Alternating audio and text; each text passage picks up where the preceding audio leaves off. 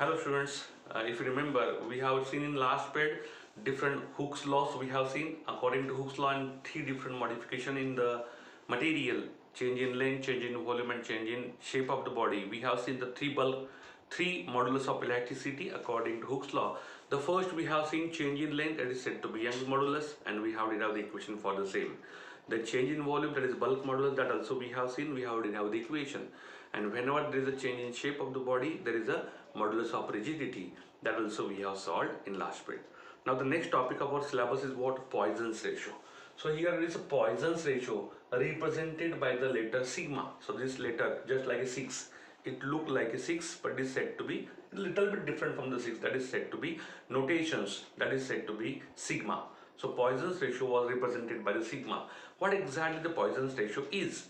Poisson's ratio means what? I have written here one formula. The ratio of linear strain to the lateral strain is said to be Poisson's ratio. The ratio of linear strain to the lateral strain is said to be Poisson's ratio. Now the question comes that what is meant by linear strain? What is meant by lateral strain? Point to be remember, in modulus of elasticity, it is ratio of stress to strain. In Poisson's ratio, it is a ratio of both strains. Linear strain, lateral strain. Both are the strains. That point you must remember in your mind. This is a ratio of the strains. Now let's see what is meant by linear strain and lateral strain. Before going into detail, let's start with one example. Suppose this is a rigid support we have. This is a rigid support we have. And here we have the wire. Wire we have taken, maybe wire made up of metal wire we have taken. Its original length from the support, if we measure the original length, it is suppose capital L is the original length of the wire. Now here, when you apply the force at downward direction, what will occur?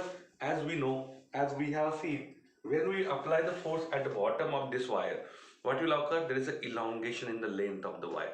Elongation, or we can say extension in the length of the wire after applying some force here. Now here, suppose I will just zoom this part I will zoom. So suppose I have drawn this as a rigid support here, and this wire I have zoomed it like this. This is said to be the diameter. So this is the diameter D of the wire. Okay, diameter D of the wire. When you apply some force at this bottom, when you apply some force, and this is nothing but F equal to mg, that is said to be load acting in downward direction. What will occur? Definitely we have seen there must be elongation in the wire. This is the original length of the wire. Suppose I will draw it here. This is the original length of the wire. We have drawn it here like this, original length. But when you elongate it, I will draw the same picture of the wire after elongation. This is the original length up to this. Now wire get elongated, it become like this. If wire get elongated in this direction due to this applied force F equal to mg, if wire get elongated in this direction, this is the original length of the wire up to this. This is the original length of the wire, capital L. Now what exactly this increase in length? That is said to be elongation produced in the wire, change in a length represented by small l. Is it? Now if you compare both the diagram, if you see this and this one, little bit I will modify the second one. So if we apply the force on this, if we elongate it, it becomes like this. Now if you compare this wire with this wire, if you compare the two wires, you can see here what is the difference in the two wire. The first thing, length get increased, so elongation would be there. Second difference is what? Diameter is here D, here the diameter is suppose D dash. After elongation, diameter is suppose D dash, and definitely you can say D is greater than D dash. Here the wire is broadened, here it becomes thin, very thin. Means what? If you elongate the wire, there is a change in the length of the wire in the direction of the force. The change in length of the wire in the direction of the force would be there. Apart from this, exactly in perpendicular direction, this diameter get decrease. If you elongate it more and more, diameter decreases and length increases. One of the best example for this is what? Rubber. Suppose we have taken rubber cord, just elongate initially. Before elongation, its diameter is more. When you stretch it, what will occur? Length get increase, but apart from that, its diameter decreases. If elongation increase, proportionally the dimensions, or we can say diameter of the rubber get decrease, and that result into increase in length of the rubber cord. Same thing get occurred here. This is broad one, this is thin one. What does it means? This broad means more diameter, thin means less diameter. Here less length, more length. So here I hope you got this phenomenon. Here there is a change in length, increase in the length in the direction of the force. That is the first thing. Apart from this, there is a decrease in diameter of the same wire due to this elongation. Now here what exactly these two things we have to learn. Linear strain. Linear means what? Straight line, we know. So change in the dimension of the wire or elastic material or rubber cord, change in a length of the wire in the direction of force. Change in a length of the wire in direction of force divided by its original length is said to be linear strain. Linear strain means what? Change in a length per unit original length in the direction of applied force. What is change in length? Small l.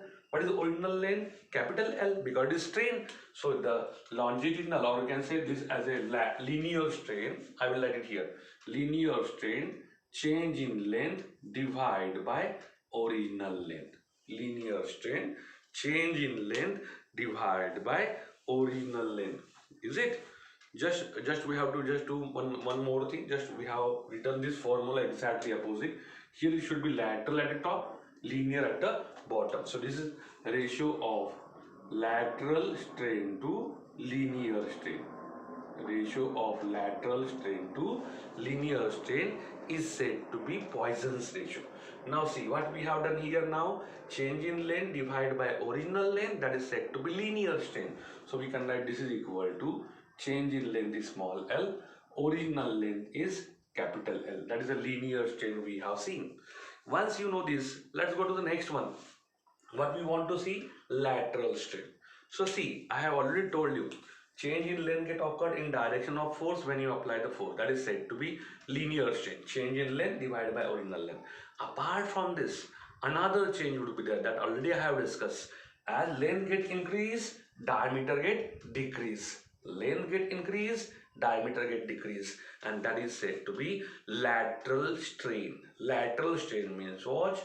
Change in diameter divided by original diameter. Initial diameter is big, after elongation diameter get decreases. So the change in diameter divided by original diameter. To avoid the confusion, according to book we go, after elongation diameter decreases, that is D. Before elongation diameter is more, suppose that is capital D, then we can write this as capital D must be greater than small d. Definitely it would be, and that is said to be the perpendicular to linear, perpendicular to applied force. Perpendicular means this is a perpendicular to applied force. This direction of force, this is perpendicular. Perpendicular to applied force, there is change in diameter of the body, change in diameter of the body due to elongation, and that change in the diameter to original diameter, their ratio is said to be the lateral strain. So you can write here change in diameter is what? Small d divided by original diameter is what? Capital D. So you can write this equation. Further you can solve it. Small d divided by capital D into capital L divided by small l, and this is nothing but what? It is said to be Poisson's ratio represented by sigma. That is said to be Poisson's ratio represented by sigma. Same thing they have shown in your book in equation 6.18. Now here, apart from this, there is one table 6.4. In this table what they have mentioned, they have given a material and different materials they have given. Their Poisson's ratio they have mentioned here. If you see glass, it has a Poisson's ratio of 0.2. It's quite difficult to elongate the glass. It's meaning of this. Gold, it has a Poisson's ratio of 0.42. Largest Poisson's ratio is for gold, because we can elongate the gold. In elongation would be there. More elongation can be done with the gold, and more lateral displacement would be displacement, or you can say contraction would be there in case of this gold. That's why gold has a maximum value of sigma and this glass has a minimum value of sigma. Apart from this, the next topic of our syllabus, let's go. I hope you understand this. This is again, I will repeat it. Ratio of lateral strain to linear strain is said to be Poisson's ratio, represented by sigma. And in this case, initially wire has an original length L, original diameter D before elongation. After elongation, by applying this much force, here, what we get, the wire get elongate, the length get increased from L to L plus small l. Small l is increase in length. At the same time, there is decrease in diameter. Diameter decreases from capital D to small d. Length increases from capital L to L plus E. And that is nothing but what? The change in a length in a direction of the applied force is said to be linear strain. At the bottom, change in length divided by original length, and change in diameter divided by original diameter is said to be lateral strain. And their ratio, we have put the values and we have find out. We have put the values, we have find out the value of Poisson's ratio for this in general, the wire we have taken, for which we have written the value of Poisson's ratio. I hope you got this. Once you understand this, let's go to next. Next is what? We have to see stress and strain curve. Stress and strain curve. In this stress and strain curve, what we are going to do?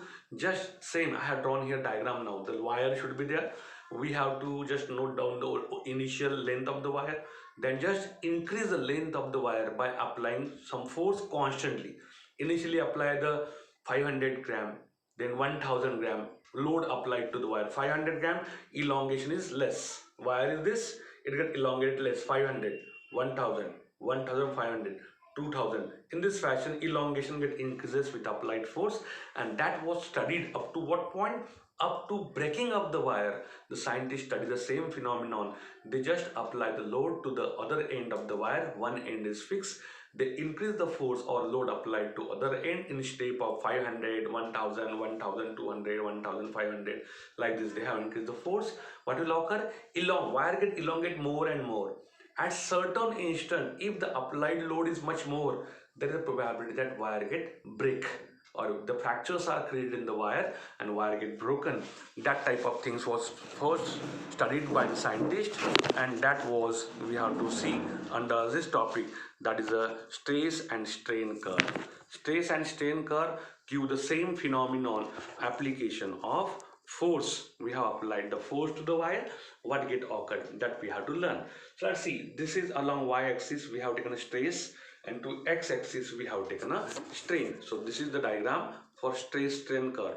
So this stress strain curve means this stress is taken along y-axis, strain is taken along x-axis. Now what we have to learn?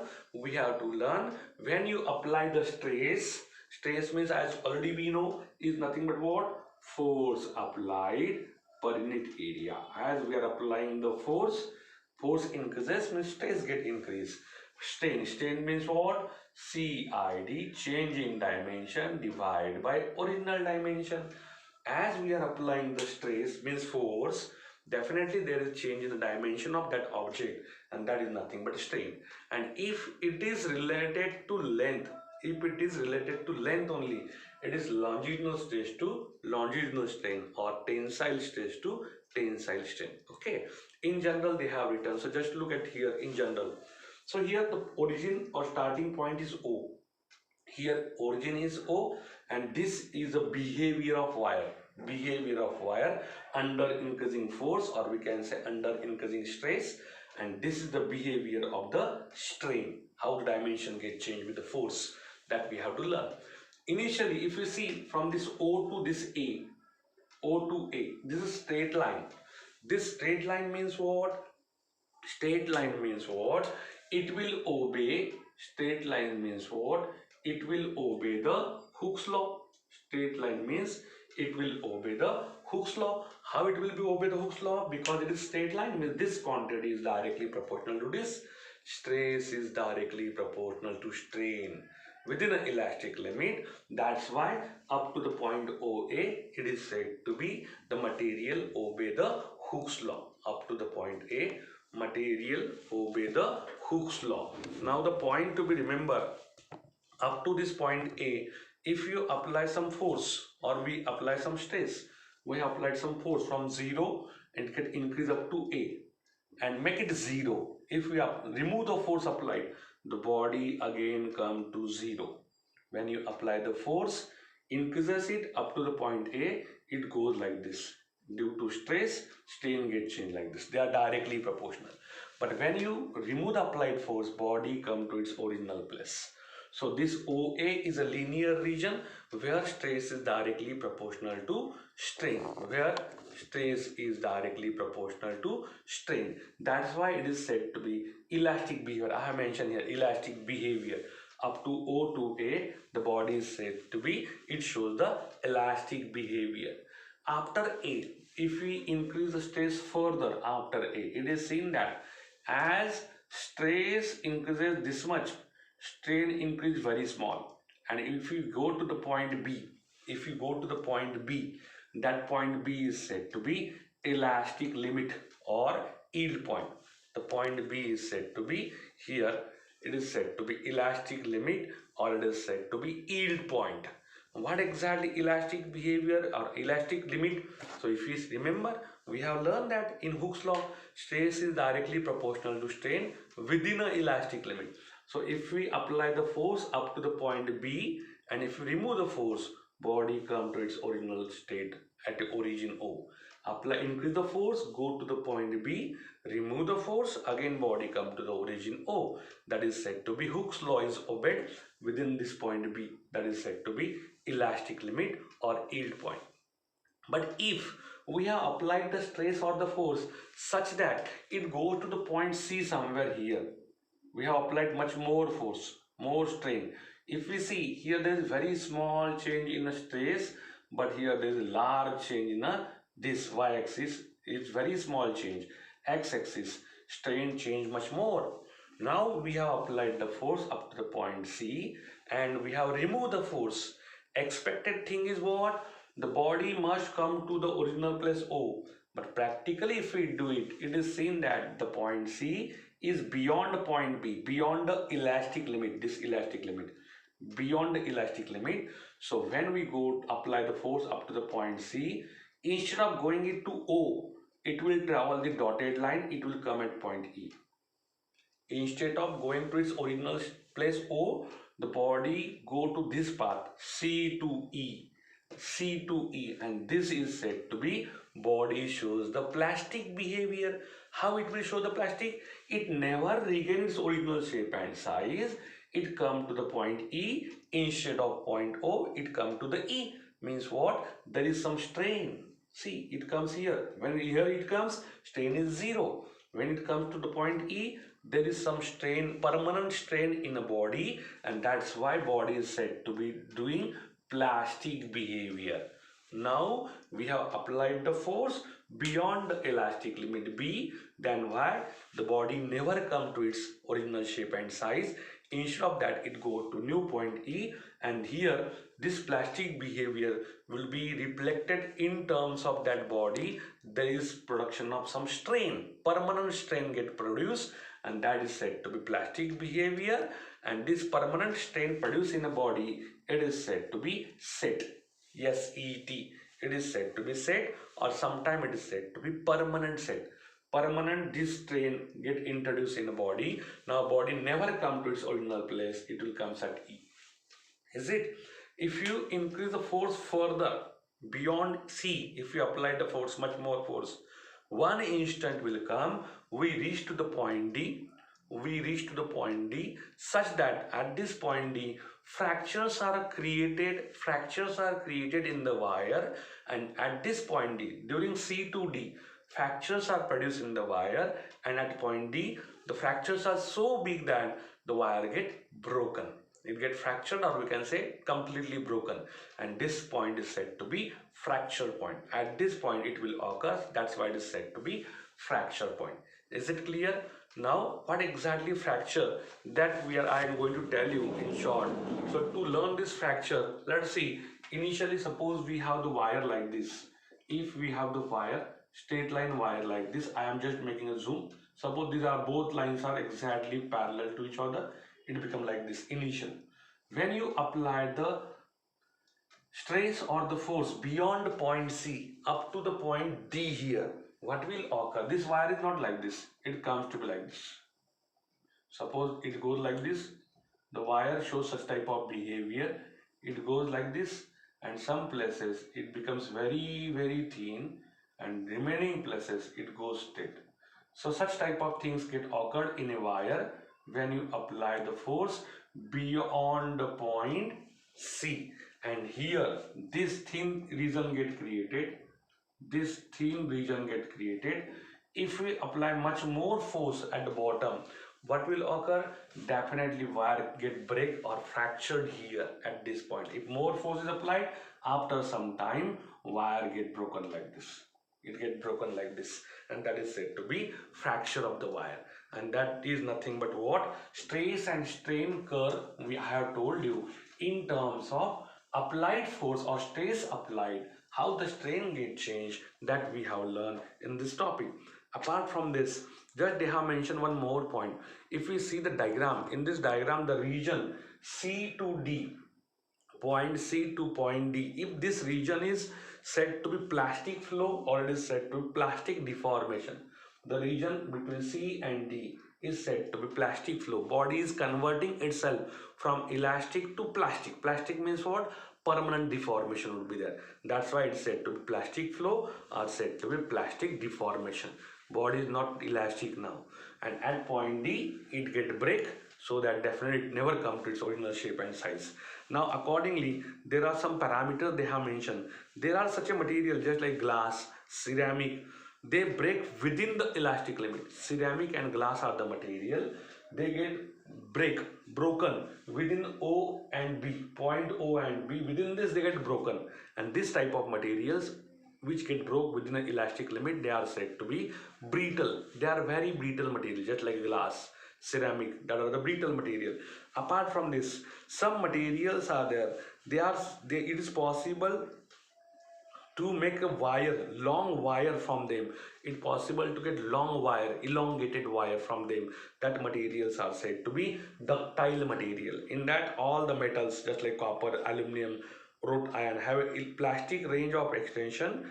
They longer very large amount, that means this region is very large for them, and that materials are said to be ductile material.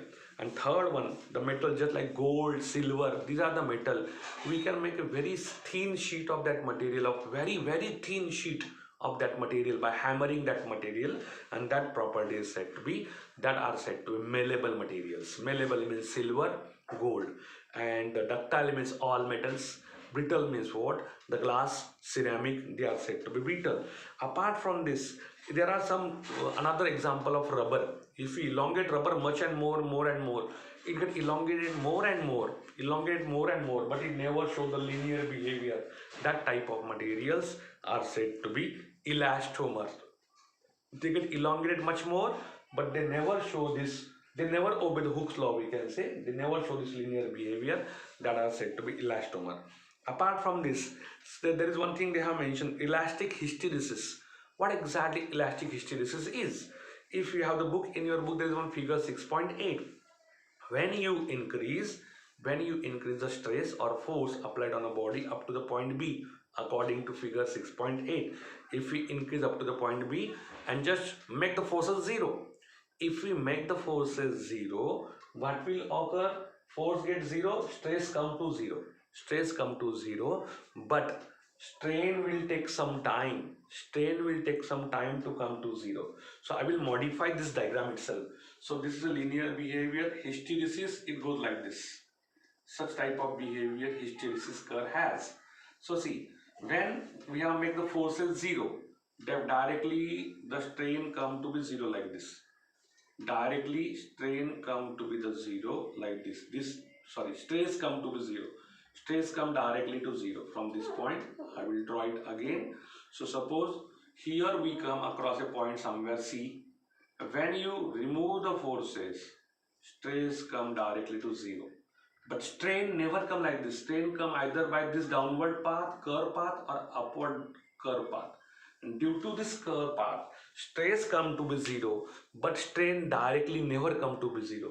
Strain takes some time to become a zero, and this gap between them was represented, that is lagging of strain behind the stress. Lagging means behind. Initially stress zero, then this goes later on. This lagging, it is behind the stress. That lagging of strain behind the stress is said to be, or is called as elastic hysteresis. This is nothing but what we have learned up till now, the stress and strain curve, how the wire behave under increasing load or under increasing strain, that we have learned in this topic. Now the next and last topic about this chapter, that is nothing but what we have to see, the strain energy of an elongated wire or material. To understand this strain energy, first of all we have to learn we have to just do some derivation here.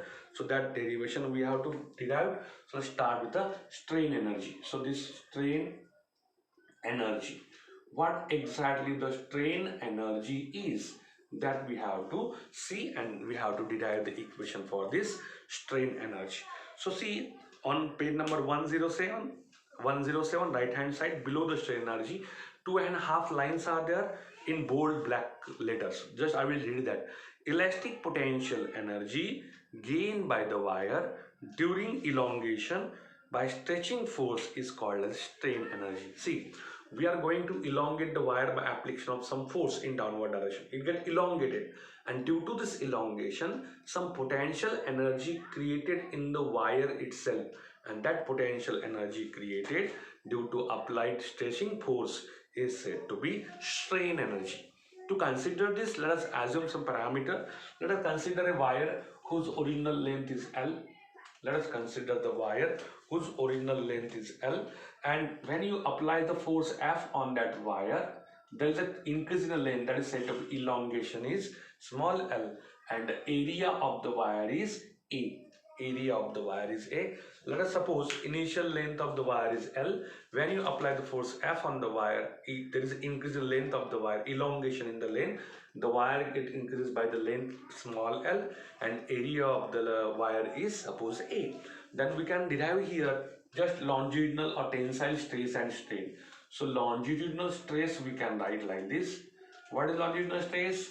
Force applied on wire divided by area of the wire, that will give the longitudinal stress. Now find out longitudinal strain. It is said to be tensile also. Change in dimension divided by original dimension, L small l divided by capital L. Change in dimension divided by original dimension. And by Hooke's law, we know we have find out Young's modulus represented by capital Y. We have find out the Young's modulus represented by capital Y. It is longitudinal stress, the ratio of longitudinal stress to longitudinal strain, that is said to be Young's modulus of a material. We can write this as F divided by A, change in length divided by original length, that is said to be Young's modulus. If we solve it further, we can write capital F, this L goes to numerator, divided by area into change in length. We can write it like this. Now from this equation, just find the value of this force. Just find the value of the force from this equation. How can you find the value of force? Just find out the force. Force equal to what? Y into A into small l divided by capital L. So this equation implies that force we have find out, it is Y, this A into L small l divided by capital L. Suppose this is equation 1, that will give us a force for an elongation of the wire from 0 to L. See what we are going to do. We are applying the force. Suppose we are applying the force from 0 to F. 0 is the minimum force, F is the maximum force, and during which length get changed. This small l get changed from 0 to maximum elongation L. Maximum elongation L. In between 0 and F, in between this somewhere here, there is some force small f. At this force small f, in between 0 and L, there is some elongation. It is suppose x. It is suppose x. Then you can write equation from, we can write equation for small f from this. Just what we can write from this equation 1, you can write force capital F here. We can write small f from this equation. So we can write F equal to small f equal to Y A divided by capital L, and here extension is X. This is the force for a small displacement dx, x, the force is F. Now suppose I want to increase the displacement from x to very small value dx. Let us further this much part, x plus dx. For this extension, further extension dx, work done is required, and that work done is suppose dw. dw work done required for a displacement dx. Then you can write another same equation can be modified and it can be written like this. I will write it here. So the work done required for further elongation dw can be represented by force into displacement. Work done can be represented by force into displacement, that is dx. Now put the value of force from equation 2. What we can write this as equal to y into a divided by capital L into x dx. So this is a work done. This is the value of force from equation 2. Just we have written here, this is equation 2 here. From this equation we have put the value of force. We get this work done as dw equal to yax divided by L. Now this work done is for what? This work done is for this dx. Okay, I want to find total work done. Total work done. Just for that work done, we are going to change the length from 0 to L. 0 to L. It becomes total work done, and that can be found out by integrating this equation. So just take integration of this equation. While integrating the work done, the integration of work done equal to this x or x elongation change from 0 to maximum, it is L. This work done would be W equal to y is constant, a is constant, capital L is constant. Take it outside, then integration of 0 to L elongation x dx. Now there is one formula for this extension. Integration of x dx is what? It is x square by 2. So it is y into a divided by L as it is. This is the one formula in mathematics, and its value is what? X square divided by 2. The limit, this is lower limit, this is higher limit. It remains same. L varies from 0 to L. L varies from 0 to L. Now how to solve it? Put upper limit first, then the lower limit. Upper limit minus lower limit. What we get? Y into a divided by L in the bracket, upper limit x equal to L, L square by 2, lower limit minus 0 divided by 2 means this is 0. Okay, this whole thing would be 0. Now what we get equation, or what we get the final equation for this, I will write it further. So what we get here, we get this work done W equal to, we get this work done W equal to, what is the remaining things now in this? What are the remaining things? Ya divided by L into L square by 2. So I will write it here. W equal to y into a into this L square, small L square divided by 2L. Small L square divided by 2L. And this is nothing but what? The work done required to elongate object from 0 to L. This much work done is required. W equal to ya L square divided by twice L. And here if we remember, after this just we can modify this equation as, same equation can be written as y into a into small l divided by twice L into L, or we can write this 1 by 2 initially. So 1 by 2. So this 1 by 2 taken first, then ya small l divided by capital L, and one small l is remaining here. Now if we consider this part, YAL divided by capital L, if we see the equation 1, just I will show you equation 1. So let's see this equation 1. F equal to YAL divided by L, that we have learned. So here What is this YAL divided by L? From the equation 1, YAL divided by L is force. So we can write this 1 by 2. Force into L is a extension. You can write it like this, 1 by 2 into force into extension. Extension means elongation, produce increase in length of the wire. Is it? 1 by 2 force into extension. And now this work done itself stored in the form of energy in the wire, and that energy, this work done itself stored in the form of energy, and that is said to be strain energy that we want to find out. So strain energy equal to this, strain energy equal to this equation, 1 by 2 force into extension. Suppose I want to find strain energy per unit volume. Strain energy, so I will represent strain energy as SE divided by volume, that is said to be strain energy per unit volume, is equal to 1 by 2 F into L divided by volume. Volume is what?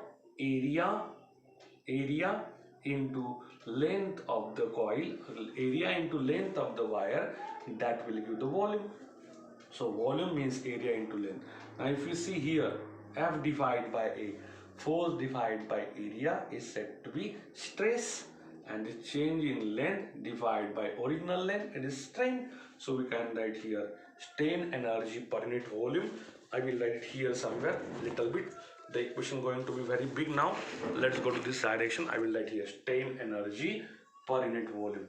What we can write? Strain energy per unit volume, that can be written as strain energy per unit volume, that can be written as equal to 1 by 2 force divided by area is stress, and change in length divided by original length is said to be strain. So this is nothing but a 1 by 2 stress into strain. I will write once again, 1 by 2 stress into strain, that will give the strain energy per unit volume.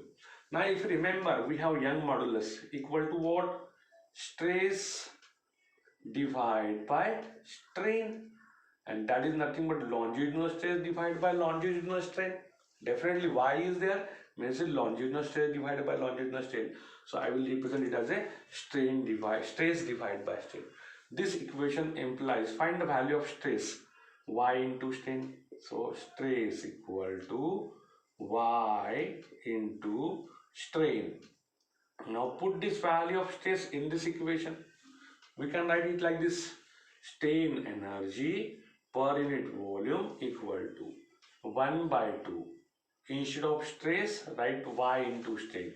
Y into strain, it is Y into strain square. So this is the strain energy per unit volume, one format. This is another format that we are just going to find out, and the initial one, just I have shown it here somewhere at the bottom. This is the another format, strain energy per unit volume. Here that was given by this, strain energy per unit volume given by this, strain energy per unit volume given by this. One more thing you can do, we have put the value of stress here. Just find the value of strain from this, move this strain here. Okay, what we get? Strain equal to, if you move the strain here, move the Y here, stress divided by Young's modulus. If you put this value here, strain, what we get? Strain energy per unit volume is equal to 1 by 2 stress into stress, it is stress square divided by Young's modulus Y. Now this is the third form of the equation of strain energy per unit volume. It is half strain into strain, half Y into strain square, or half stress square divided by Y. All these three equations we have derived up till now, that are nothing but what? Different type of equation for strain energy per unit volume. We will revise it once again, try to revise it. First, what we have done, we have taken the original length of the wire L. When you apply the force small capital F, there is an increase in length, elongation small l, A is the area of the wire. That what we have done then, we have find out longitudinal stress, force divided by area. longitudinal strain. Change in length means small l divided by original length, capital L. Then we have find out from Hooke's law, Young's modulus, longitudinal stress to longitudinal strain. Put this F divided by A divided by small l divided by capital L. If we solve it, it comes to be F into capital L divided by A into small l. From this find the value of F. F equal to what? Y into AL divided by capital L. Same thing we have done. F equal to Y into AL divided by capital L. That is force, equation 1. Then what we have seen, as force changes from 0 to maximum value and the length changes from 0 to small l. For some force between 0 to f, small f, for that force small f, extension is suppose x. I want to elongate the wire from x to further small amount dx, x plus dx. Then what we have to do, we have to apply some work done, dw, and that work done we have to just write equation for that. Now initially for this force F, extension is x, equation 1 can be modified as small f equal to yax divided by L. Instead of L we have taken x, instead of capital F we have taken a small f, force between these two. Okay, now further elongation dx, we have to apply the work done dw. That work done I have written here, work done equal to dw equal to force into displacement. As I have written this work done as force into displacement, put the value of force from equation 2 here, yax by L. So I have put it here, f yax by L into dx. And this is work done for dx only, dw work done for dx. I want to find out total work done. That can be find out by integration. Integration varies from 0 to L. Maximum elongation small l, minimum is 0. So we just integrate it. Ya by L is constant, take it outside. Integration of dw is w, total work done, 0 to L x dx. For this 0 to L x dx integration, there is one mathematical formula, it is x square by 2. So I have put it here, x square by 2, limit varies from L equal to 0 to L equal to L as it is. So ya divided by L, x square by 2, 0 to L. Upper limit minus lower limit, ya divided by L as it is. Upper means x equal to L, we have to put L square by 2 minus 0 square by 2 means 0. So finally you can write the same equation as work done equal to YAL square divided by twice L. Just we can split this 1 by 2 I have taken initially, then YAL divided by L into small l. If we go to equation 1 now, if we see this YAL by L, it is a force. Just put it here. So I have just modified this 1 by 2 as it is. YAL by L is F and this small l as it is. It is set to 1 by 2 force into extension. And this work done itself will be stored in the form of strain energy. So we can that strain energy equal to 1 by 2 force into extension.